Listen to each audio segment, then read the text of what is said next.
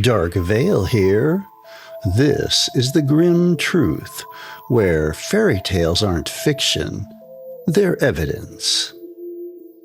I was told there were rules before I ever stepped inside my grandmother's house. One of them saved my life. I'm pretty sure I broke the one that didn't. The neighbor didn't knock, didn't smile. He just grabbed my arm and said, "If she asks you to come closer, don't." I thought he was confused. My grandmother was sick, bedridden. She could barely move. But when I opened the front door, I heard her voice from down the hallway, clear, strong, and waiting. And then I remembered something else the neighbor said. "If the bedroom door is already open, you're too late." My name is Kelton, and I want to be honest with you about something before this story goes any further. I am not someone who believes in this kind of thing. I grew up practical, skeptical, the kind of person who rolls his eyes at ghost stories and checks the thermostat when a room feels strange. So understand that when I tell you what happened inside that house, I'm telling you as someone who spent 3 days afterward trying to find any other explanation. I didn't find one.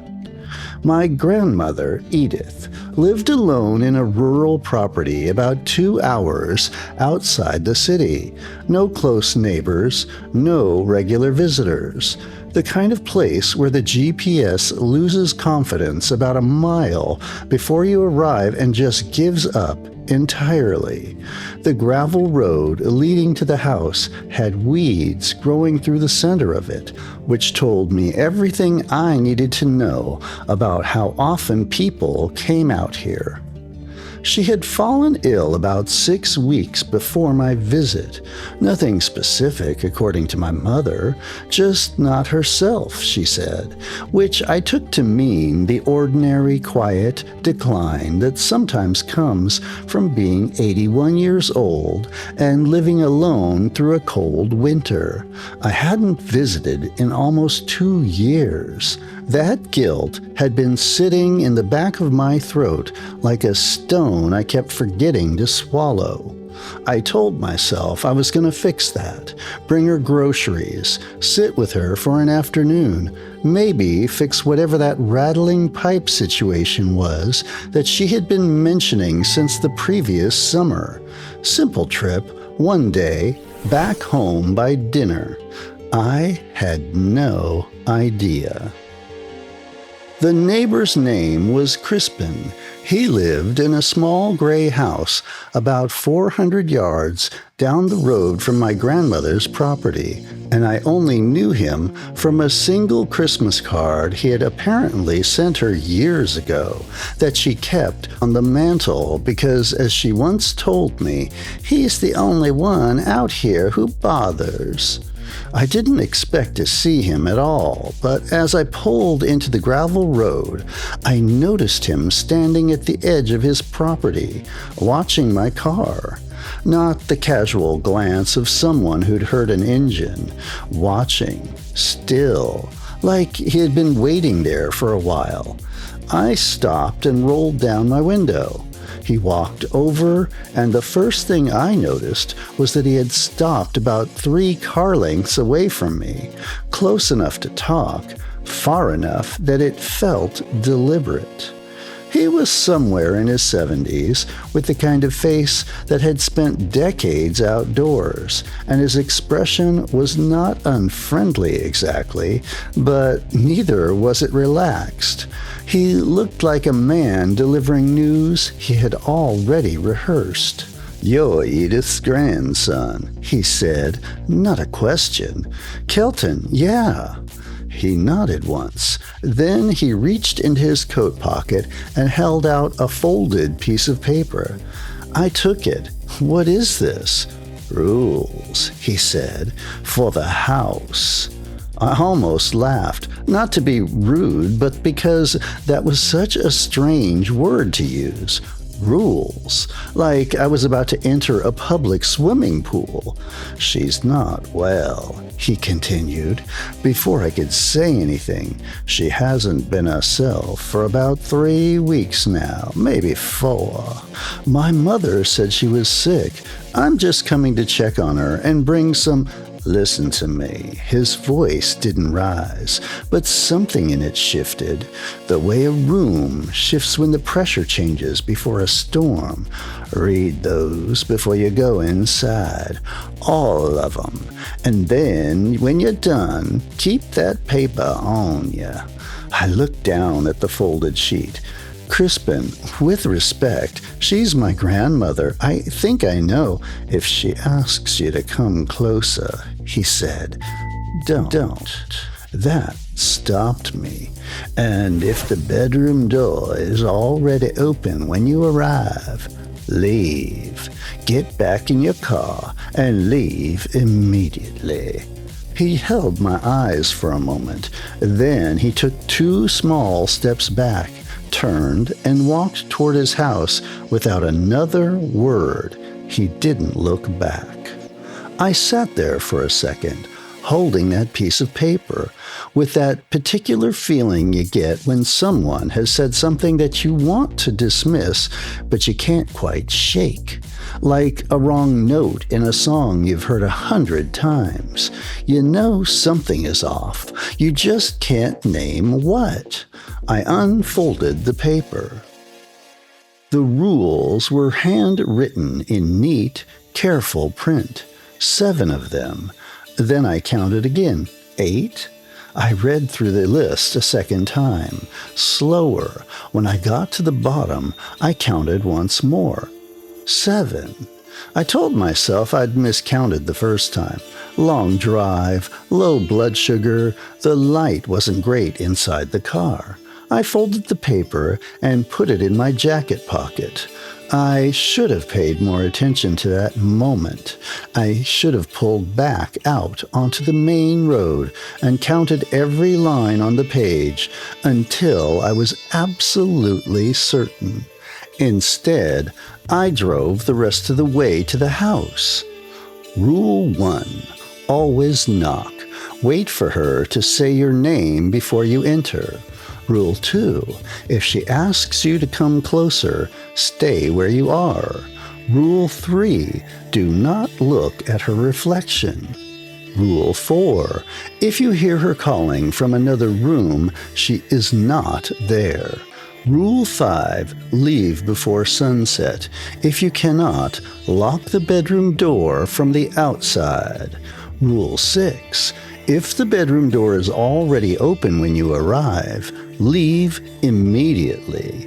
Rule 7. If she tells you something she could not possibly know, it's no longer her. I read them twice and then did what any reasonable person would do, which is decide that the neighbor was lonely, probably a little eccentric, and possibly not entirely well himself. My grandmother was an 81-year-old woman in a bed. Whatever these rules were, they were the product of an isolated man with too much quiet and not enough company. I want to find the version of myself sitting in that car and tell him to keep driving, go right past the house, call his mother and say there was some confusion, some scheduling issue, anything, but I didn't, because I thought I knew better. I almost never think that anymore. The house looked the way old rural properties look when no one has been tending them with any urgency. The paint on the front porch was lifting at the corners. One of the gutters had pulled away slightly from the roofline. The garden that my grandmother had kept obsessively neat when I was a child had gone soft at the edges, the borders blurring into the surrounding grass. It smelled faintly of something I couldn't identify. Not unpleasant, not exactly pleasant either. The closest I can describe it is the smell of a room that has been closed for a long time and then opened. Something preserved, something waiting. The front door was shut. The bedroom window, which faced the porch, had its curtain drawn. I knocked. I want to be precise about what happened next, because I have thought about it many times. I knocked, and then I waited, and in the space of about 4 seconds, I heard her voice from somewhere inside the house. Not from the bedroom, not from anywhere near the front of the house, from somewhere deeper in. "Kelton?" I felt something move through me when I heard it. Not exactly fear, more like the feeling you get when you're almost asleep and your body suddenly jerks you awake for no reason. A full system alert with no clear source. Her voice sounded strong, clearer than I expected. I reminded myself that illness fluctuates, that she was probably having a better day, that I had driven 2 hours and there was no reason to stand on the porch being strange about it. I opened the door and stepped inside. I had broken rule number 1 without even realizing it. I hadn't waited for her to say my name before entering. She had said it, yes, but through a closed door, from the wrong room. I wouldn't understand the distinction until much later. The inside of the house was dim.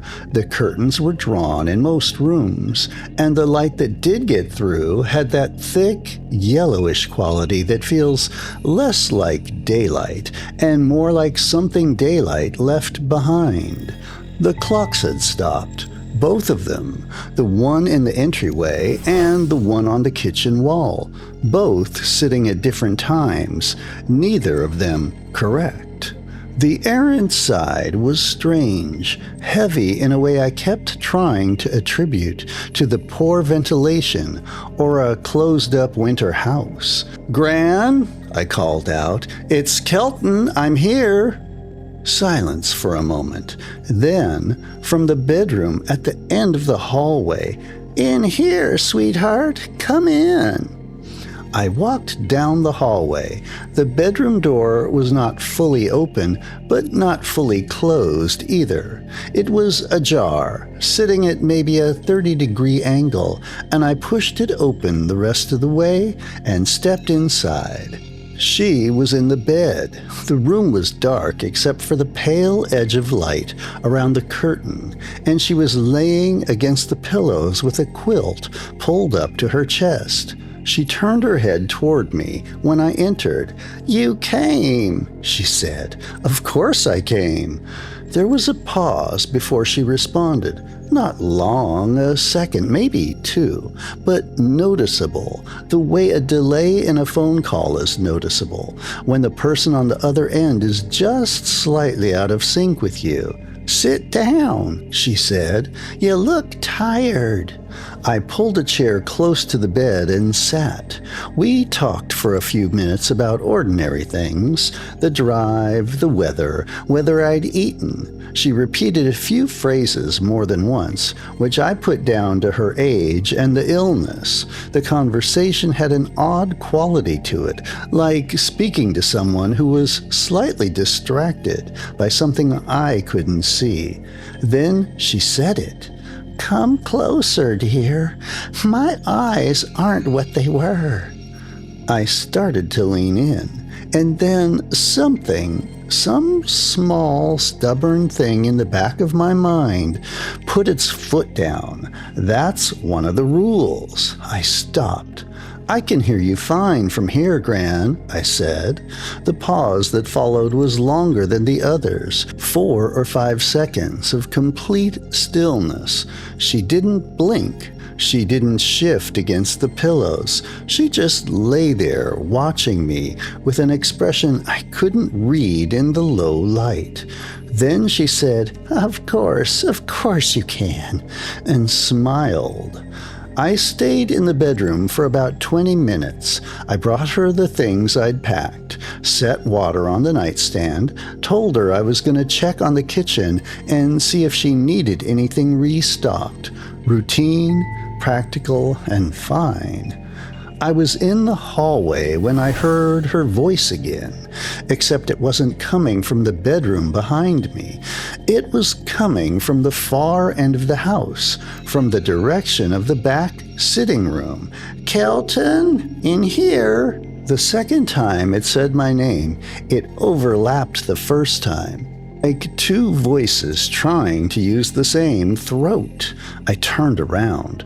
The bedroom door, which I'd left half open behind me, showed the dim shape of her sitting in the bed, not moving.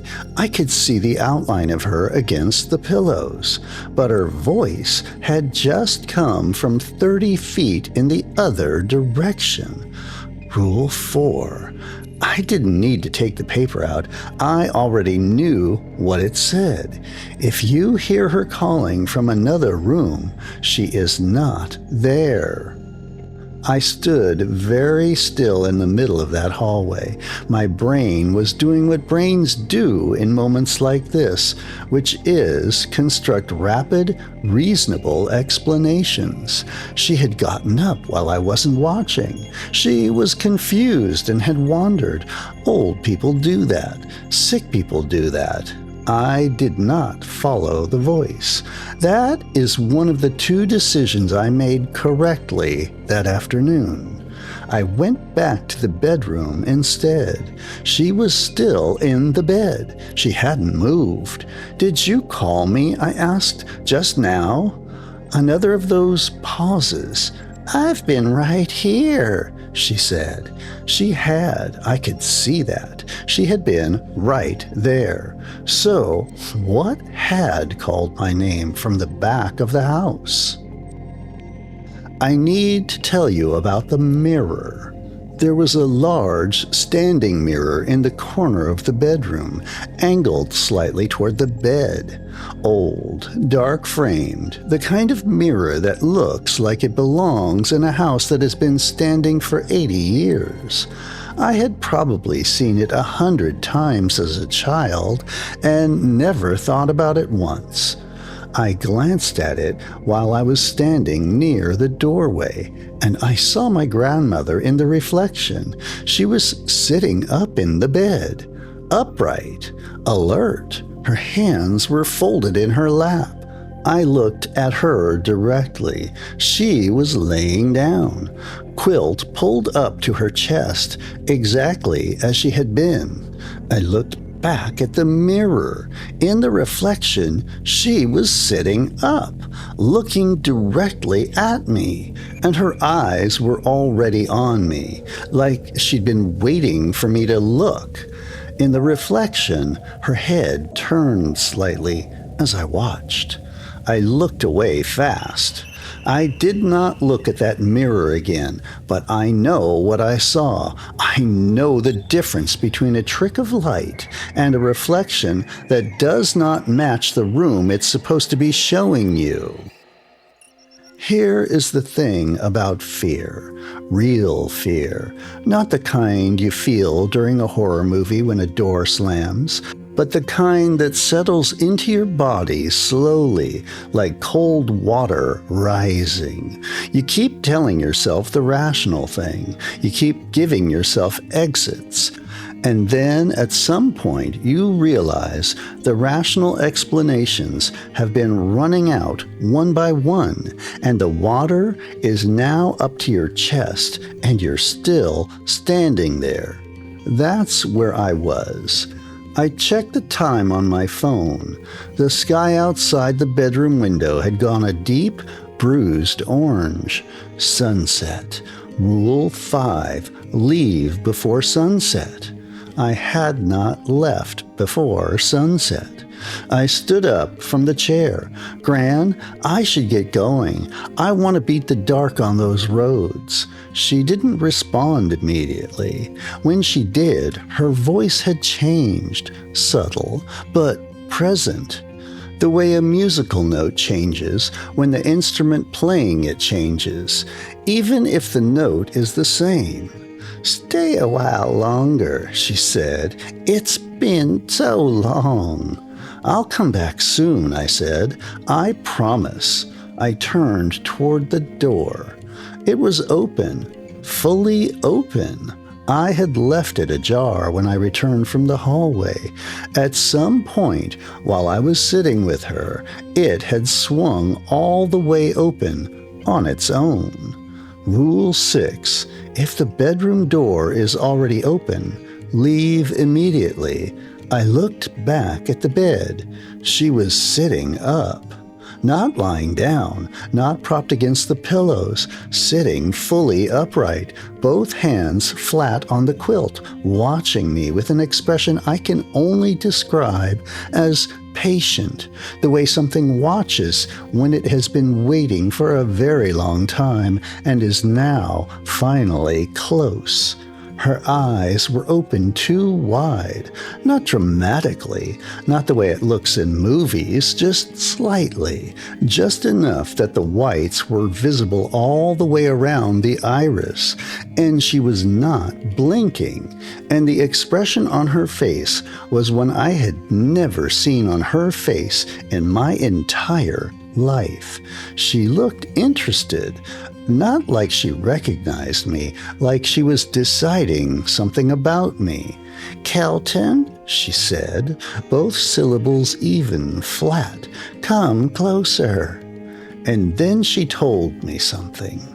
She told me about a conversation I had with my father 2 days before he died, a private conversation, in a hospital room with the door closed, something I have never told anyone, something I had not thought about in years, a specific, small, painful thing that existed only inside my own memory. She repeated it back to me, word for word. Rule 7.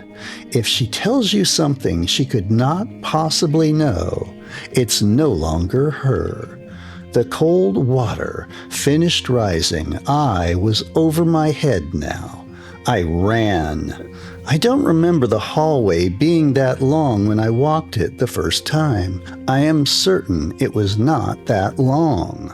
I passed the same picture frame twice. I know I did, because the crack in the glass hadn't moved.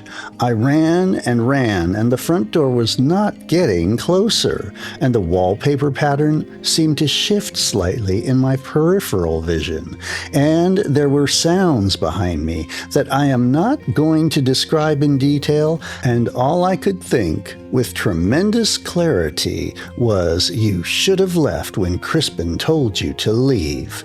I hit the front door with my shoulder. It opened. I went through it and down the porch steps and across the gravel without stopping. I got in my car. I started it. I pulled out of the driveway faster than it was probably safe on the gravel road, and I drove to the main road, and I kept driving until the house was completely out of sight. My hands were shaking against the steering wheel, not trembling, shaking, the kind your body does when it has been running on adrenaline for too long and is now presenting you with the bill. I drove past Crispin's house. It was dark inside, no lights, no car.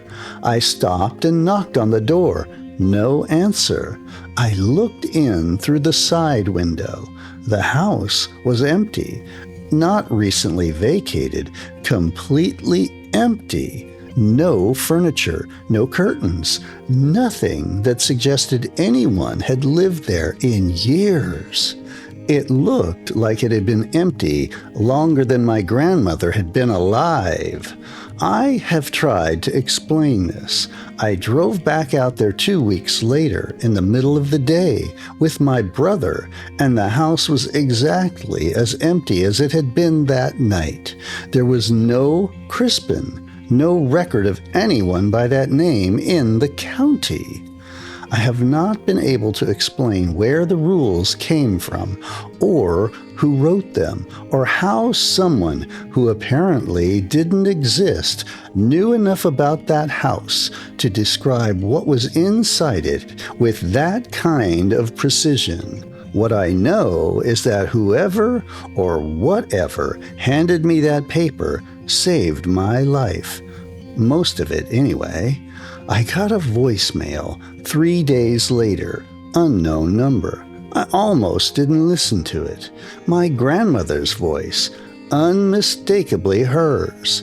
The real her, warm and a little croaky and entirely present in a way the thing in that bedroom had never quite managed. She said, "You forgot one of the rules, sweetheart." A pause. "Why didn't you come closer?" Then, quieter. "I was right there." The call lasted 14 seconds. I have listened to it 47 times. I have never called the number back. I pulled the paper out of my jacket that night and I read through the rules again, slowly, all the way to the bottom. I counted 7. I have always counted 7, but I remember 8. And whatever that last rule was, I think I already broke it. If you're watching this and have an elderly relative living alone somewhere, quiet and far from everything, maybe check on them soon. But read the rules first. Whatever you do, don't go at sunset. I always did enjoy a good grandmother story. If you enjoyed this one, please leave a comment or a like or subscribe so you don't miss other stories. And if you're feeling extra generous, you can buy me a coffee using the link below. I'll appreciate that more than I can tell you. Please check for more stories with the links above. And until the next Dark Veil tale, have a frightfully fun day.